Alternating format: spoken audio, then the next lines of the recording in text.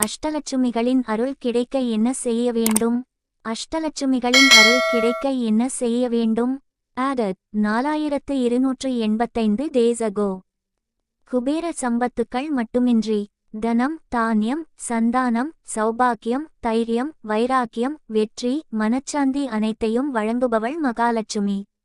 பொதுவாக மகாலட்சுமி என்று சொன்னதுமே அவள் உலகியல் செல்வங்களை மட்டும் அருளும் தேவி என்றுதான் அனைவரும் நினைக்கிறோம்.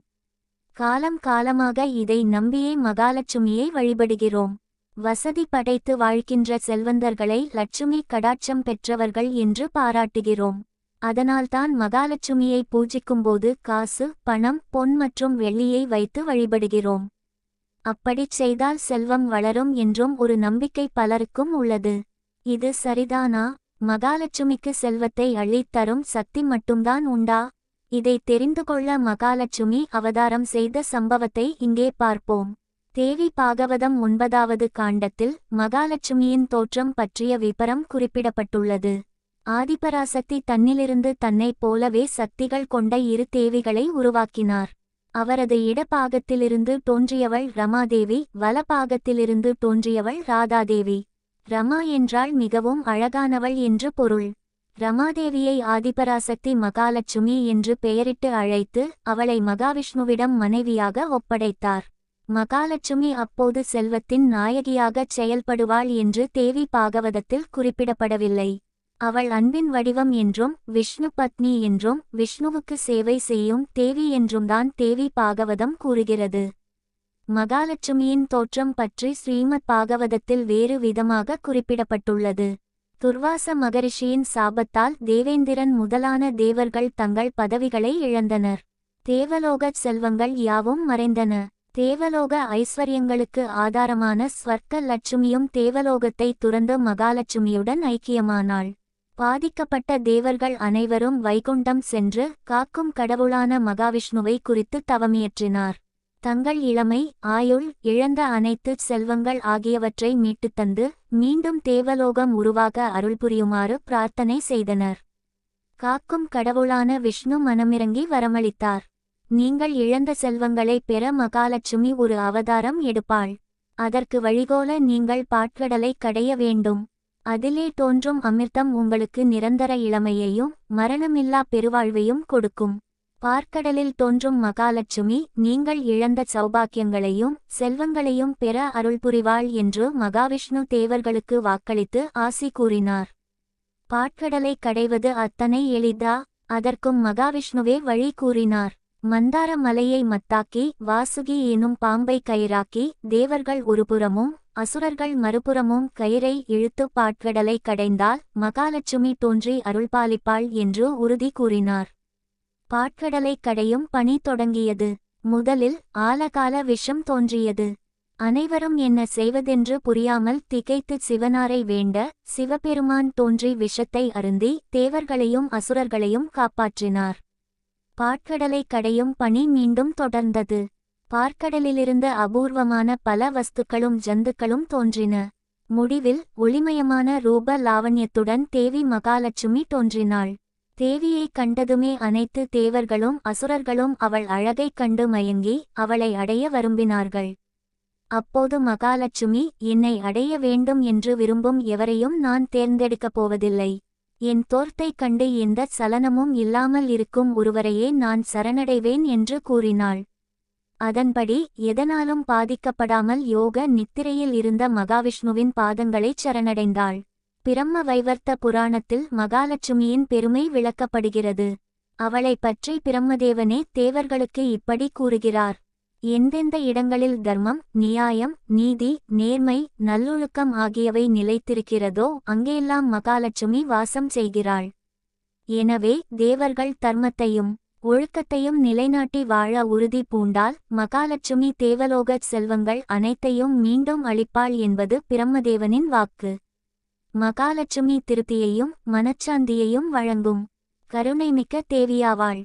வெறும் பொருட்செல்வங்களை மட்டும் விரும்பி அவளை வழிபடுபவர்கள் ஏமாற்றம்தான் அடைவார்கள் என்று பிரம்மதேவன் தேவர்களிடம் கூறினார். மகாலட்சுமியின் பெருமையை அறிந்த தேவர்கள் அவளை பக்தியோடு சரணடைந்தார்கள். அப்போது அவளிடமிருந்து வெளிப்பட்ட ஸ்வர்க்க வட்சுமி தேவலோகத்தை மீண்டும் தெய்வீகச் செல்வங்களோடு ஒளிவீசியது. தேவர்கள் அவள் துதி பாடி மகிழ்ந்தனர். திசை காவல் புரியும் அஷ்டதிக்பாலகர்களில் ஒருவர் குபேரன். அவர் வடதிசை காவலன். சிறந்த சிவபக்தரும் கூட. தேவலோகச் செல்வங்கள் அனைத்தையும் பாதுகாத்து தகுதியானவர்களுக்கு சரியான தருணத்தில் அந்தச் செல்வங்களை வழங்கும் அதிகாரம் அவருக்கு தரப்பட்டது. மகாலட்சுமி கடாட்சம் பெற்றவர்களுக்கு நவநிதியையும் வழங்குகிறார் குபேரன். நிலம், நீர், நெருப்பு, காற்று, ஆகாயம் ஆகிய பஞ்சபூதங்கள் வழங்கும் செல்வங்கள் நவநிதியில் அடங்கும். மகாலட்சுமியின் அருட்பார்வை பெற்றவர்களுக்கு உலகியல் செல்வங்களோடு நிம்மதியும் சாந்தியும் கிடைக்க குபேரன் வழி செய்கிறார். பேராசையும் அதர்மமும் மிக்க மனிதர்கள் சிலருக்கு உலகியல் செல்வங்கள் இருக்கலாம். அது அவர்கள் பூர்வ ஜென்ம புண்ணியத்தின் பலனாக இருக்கலாம். ஆனால் சத்தியமும் நேர்மையும் இல்லாதவர்கள் பெற்ற செல்வத்தால் அவர்களுக்கு நிம்மதி கிடைப்பதில்லை. மகாலட்சுமி என்பவள் உலகியல் செல்வத்தை மட்டும் தருபவள் அல்ல, மனித வாழ்க்கைக்கு தேவையான 8 வகை செல்வங்களையும் அளிப்பவள். அஷ்டலட்சுமியாக அருள்பாலிக்கும் மகாலட்சுமியின் பல்வேறு பரிமாணங்களையும் அவள் வழங்கும் செல்வங்களையும் தெரிந்து கொள்வோமா? ஆதி லட்சுமி. இவளுக்கு ரமணா என்ற பெயரும் உண்டு. மகிழ்ச்சியையும் ஆனந்தத்தையும் தரக்கூடியவள் இவள். தானிய லட்சுமி. உயிர் வாழும் ஜந்துக்கள் அனைத்துக்கும் உணவு அவசியம். அந்த உணவை வழங்கும் பூமித்தாய்தான் இவள். விவசாயத்தை வளப்படுத்தும் இவளே பசித்தவனுக்கு உணவு கிடைக்கச் செய்யும் கருணை தாயாகவும் திகழ்கிறாள். தனலட்சுமி. உணவுக்கு அடுத்தபடியாக மனித வாழ்க்கைக்கு தேவையானது உடை, இருப்பிடம். இவற்றை அடைய வழி செய்வது தனம் எனப்படுகிறது. அந்த தனத்தை தந்தருளுபவள் இவள். சந்தான லட்சுமி. நல்ல குடும்பமும் நல்ல குழந்தைகளும் ஒருவனது வாழ்க்கையை வளமாக்கும் செல்வங்கள்.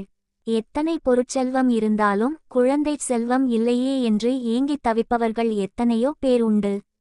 அந்த ஏக்கத்தை தீர்த்து குழந்தை செல்வத்தை அருளுபவள் இவள். கஜலட்சுமி.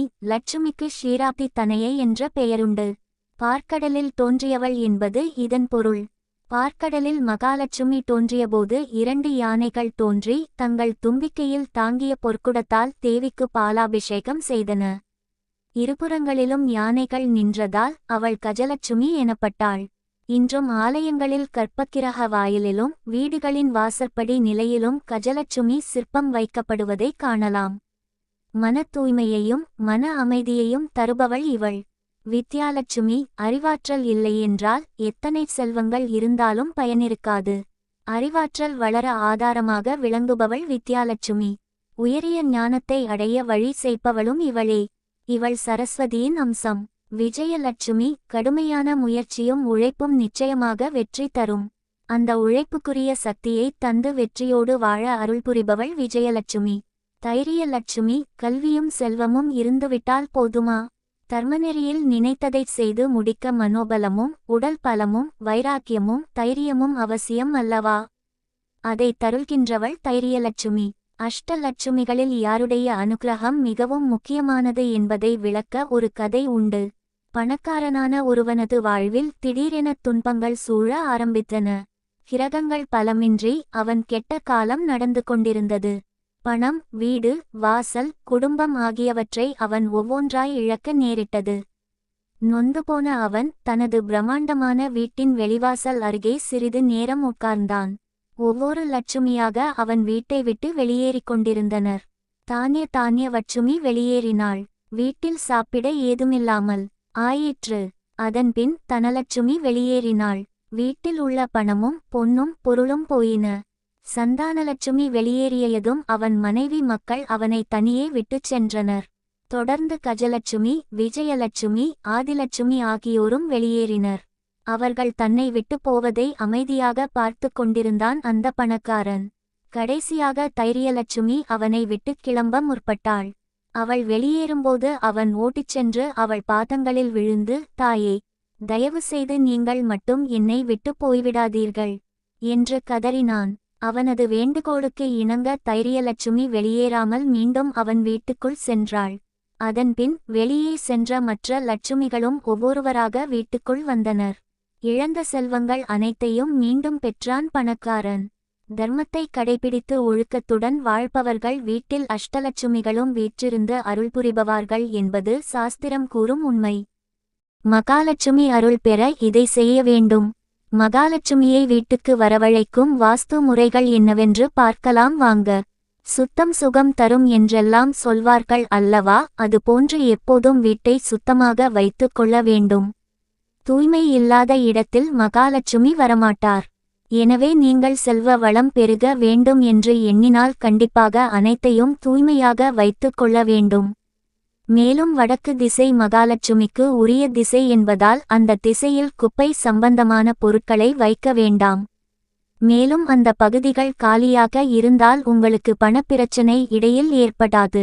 அதுபோலவே பெண்கள் சமையல் அறையில் விழும் பாத்திரங்களை உடனுக்குடன் தேய்த்து கழுவி வைத்து விட வேண்டும். அப்படியே ஒன்றாக போட்டு அசுத்தமாக வைத்திருக்க கூடாது. அப்படி வைத்திருந்தால் கட்டாயம் லட்சுமி வாசம் செய்வது தடைப்படும். மாலை நேரத்தில் கட்டாயம் விளக்கு ஏற்றி சுவாமியை துதிக்க வேண்டும். அவ்வாறு செய்யும் போது உங்களுக்கு அஷ்ட ஐஸ்வர்யங்கள் நிச்சயமாக கிடைக்கும். அதுபோல உங்கள் வீட்டில் துளசி மாடம் இருந்தால் அவசியம் துளசிக்கும் விளக்கை ஏற்றி வழிபடுங்கள். ஏனென்றால் துளசியில் வாசம் செய்வது தான் மகாலட்சுமி. வீட்டில் நல்லதையே பேசுங்கள், நல்லதையே நினையுங்கள். இதனால் நேர்மறை ஆற்றல் அதிகரிக்கும் போது அதிகளவு நன்மைகள் உங்கள் வீட்டுக்கு கிடைப்பதோடு உங்களது ஆரோக்கியமும் வளர்ச்சியும் பன்மடங்கு அதிகரிக்கும். இதை மனதில் கொண்டு நீங்கள் செயல்பட்டால் கட்டாயம் லட்சுமி உங்கள் வீட்டில் வாசம் செய்வாள், செல்வ செழிப்பு மேலோங்கும். மாலை நேரத்தில் கட்டாயம் விளக்கு ஏற்றி சுவாமியை துதிக்க வேண்டும். அவ்வாறு செய்யும் போது உங்களுக்கு அஷ்ட ஐஸ்வர்யங்கள் நிச்சயமாக கிடைக்கும்.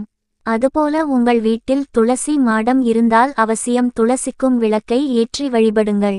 ஏனென்றால் துளசியில் வாசம் செய்வது தான் மகாலட்சுமி. மகாலட்சுமி துதி.